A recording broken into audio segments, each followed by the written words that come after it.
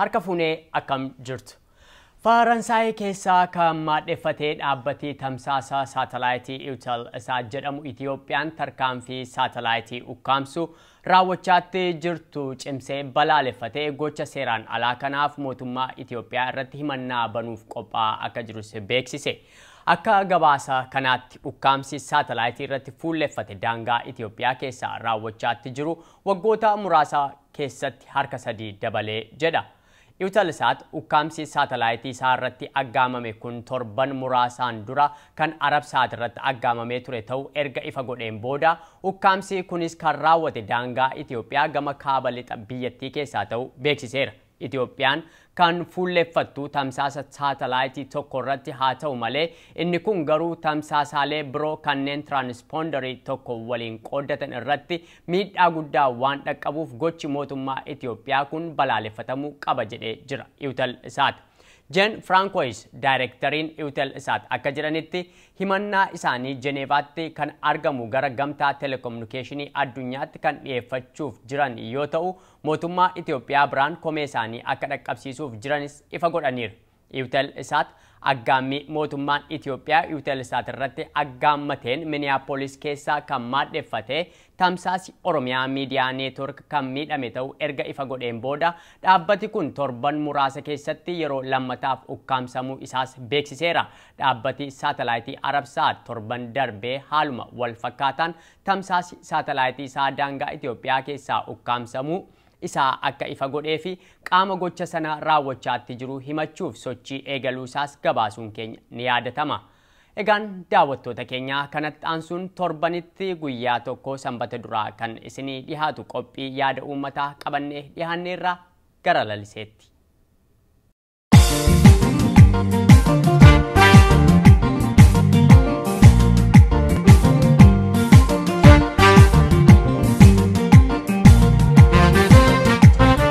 Akkam jirtu daawwattoota keenya kabajamoo kun qophii yaada uummataa torbanitti al tokko isiniif dhiyaatu. Yaada uummataa kanarraaf jennee qindeeffannee qabannee dhiyaanneerraa qophii keenya har'aa keessatti yaada uummataa kan sagalee fi barreeffamaan nu qaqqaban isiniif dhiyeessinaa. Gidduu gidduutti sirboota isin bohaarsan isin affeerraa nu waliin turtii gaarii.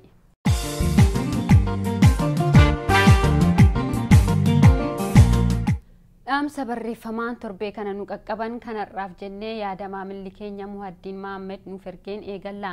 Miidiyaa dhugaa uummata Oromoof dhaabbatu kan qabsoo uummata Oromoo gara fuula duraatti tarkaanfachiisu Oromiyaa Miidiyaa Neetwork waan ta'eef nu jabaadhaa jedhu.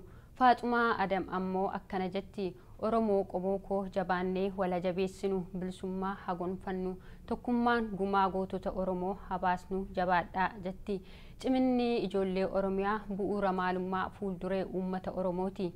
Jabaadhaa kan nuun jedhan ammoo Araarsaa Bayyaneeti. Akkam jirtu nagaa keessanii warri Oromiyaa Miidiyaa Neetwork jechuun kan dhaamsanuuf ergan ammoo Muhaddiin Imaam Oromiyaa Miidiyaa Neetwork ijaa fi abdii Oromiyaa wal agarsiiftuudha. Oromoonni biyyaas isin jaallannaa nu jiraadhaa jedhu. Daawwattoota keenyaa sirba tokkoon booda gara dhaamsa uummataatti deebinaa. Ammas turtiin keessan nu waliin haa ta'u jenna. Honneeti yaasente kaabani kabbanumaa deemjisee lafa miidhuu adeemsee dabbasumaa.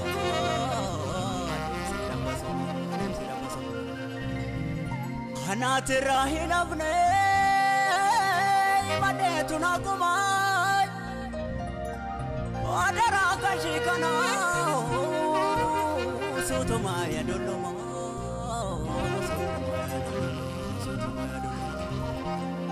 hudarraan gajjeeksitee yuubatuu dashaarambaa silaa furadheen badaa dadhabadhe kaabaa utuu walirraa tolaa.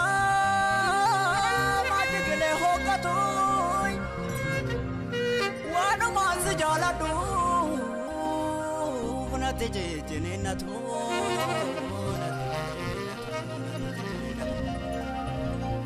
Awaashi moogi beedaa lagdiri kichaan qabne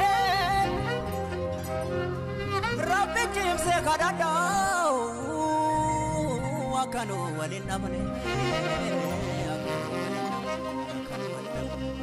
Reeshe kana wuseen sofu margaraadha saa sannatee miidhagasa namdol baay'ee gaarasa nyaata hin gabbaatanii yaada laapheesi hoogaa logo baali yoo malee jeedala gaara malee maafuula feerana gorgaa maafuula feerana gorgaa.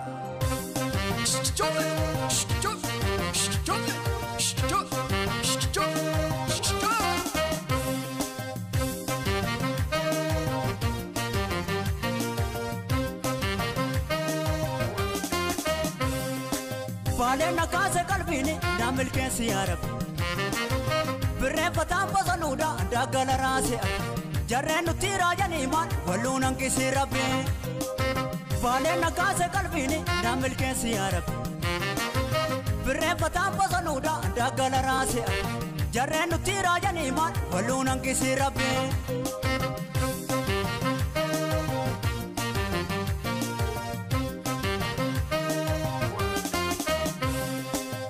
Rahiki kukuba fasha godi shuruba suta jadi hamadu darake oba fadu bale nakase kalbini lafa uma kogobi amalike anani akamu manobsani gorora ke tudamaha mutatani kufani kama kelasi sanaha amatani nufani.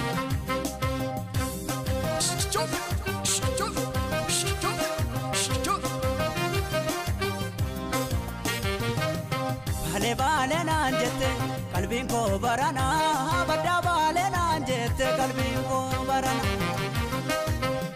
bale nanjete kalbin ko barana badda bale nanjete kalbin ko barana sofu marina kase ana kalbin badda wala kuna de mala fawabi tullu gudda jalati burqan burgite sanate mi daga shi gubar gite Hesa tansido kada dulu majala harmeti ya fuga mesila singala hamatani kufani loko baliyo kara ishi kabana side sayo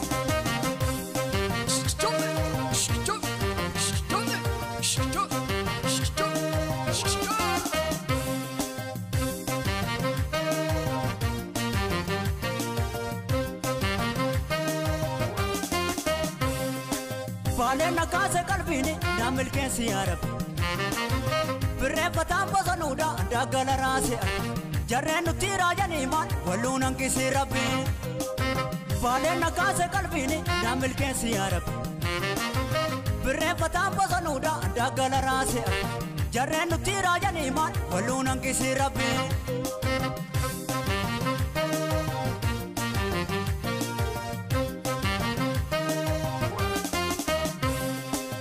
Malike kabana kalbina fuute ana mujada lota tolte simale manni onte shaggar demna filfinne oso sanun argine harme ke so badu abba ke ti kakadu ala ega ejisa akawandi ni gale isan ti dada tu sila harme tu dale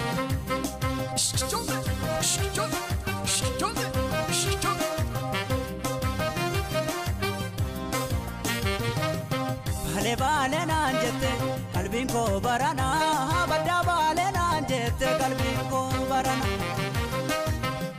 bale nanjete kalbin ko barana badda bale nanjete kalbin ko barana side bode hinafu hawe darai siratana sagoda lubuzyote konkolata ya baduro be bufani ulaleti siega chibelani Kireen kenna ganama abbaan tuffatu allaatiin kenna qoca duraan fudhatu dhagaa jirraachas ta'u kansaa kansuma inni jiqiileen ibdu hannuurrisuma.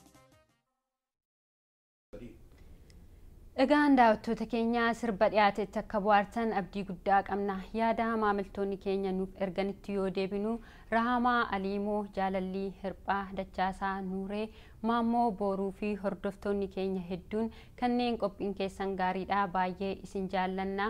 Oromiyaa Miidiyaa Neetwork ijaa fi gurra uummata Oromooti jabaadhaa nuun jedhanidha. Galatoomaa jenna. Roobaa Biqilaa ammoo Oromiyaa Miidiyaa Neetwork addaan nu jalaa citee jira. Rakkoon jiru maali? Nuti ilmaan Oromoo Oromiyaa keessa jiraannu baay'ee miidiyaa kanatti gammannaa nu jabaadhaa nuun jedhaniiru. Akkasumas Mustafaa Mahammad Nur Adam Eliyaas Israa'el Nuraddiin Abdallaa fi daawwattoota keenya hedduun addaan cituu Oromiyaa Miidiyaa Neetwork irratti gaaffii gaafachaa jirtu. Nutis gaaffii keessaniif fala barbaachaa jirraa, obsaan nu eeggadhaa jenna. Bilisummaa kumsaa tattaaffii qabsoo hadhaa gochaa jirtan baay'iseen dinqisiifadhaa jechuun yaada nuuf gumaacheera. Galatoomi jenna. Egaan daawwattoota keenya amma immoo yaada uummataa kan bilbilaan nu qaqqabetti isin dabarsinaa, ammallee nu waliin turtii gaarii isiniin jenna. Akkam jirtu warri Oromiyaa Miidiyaa Neetworkii jabaadhaa hanga Oromoon lafarra jirtutti sagantaan keessan dudubbattillee hin deebi'u, hanga lubbuun Oromoo biyya alaallee taate biyya keessallee taate hoo hanga isiin jirtutti Oromiyaa Miidiyaan citteen hin haftu. Jabaadhaa ammallee saatalaayitiin keenya ni deebi'a isiniin jedha. Ana Jamaal Abbaa Moggaanaan jedhanii Johannesburg South Africa irraa. Galatooma. Anillee Abdii Jaarraa jedhama South Africa irraa. Kanaaf isin wajjin jirra, yaadanis ta'ee just waan cufaanuu isin wajjin jirra. Jabaadhaa nu fufaa. Qophii asirratti qabnullee ni beektanii qophii saniifillee qophaa'u jirra. Kanaaf isin ni jajjabeessaa, isin jajjabeessinaa, jabaadhaa isin wajjin jirra. Argaan isin har'asni dhiisuu barbaade waa'ee qophee keessaniiti. Qopheen keessanii baay'ee gaariidha. Ittuma jabaadhaatti fufaa. Qilleensa irrattis yeroo isinitti deebitanii dhiyoodha jedhee nama fedha. Kanaafuu qabsoodha. Qabsoo qilleensa biyya sanaa kontiroolii gochuuf godhamudha. Achi keessatti jabaachuudhaan nuti waan humna keenya hundaan isin duukaa jirra. Jabaadhaa. Daawwattoota keenya yaada hundi keessan nu gumaachitaniif galata guddaa argadhaa jecha qophii keenya har'aa asumarratti xumurraa. Yaadi keessan yoomillee nurraa hin citin jechuun torbee qophii biroon hanga wal arginutti nagaan nuuf tura.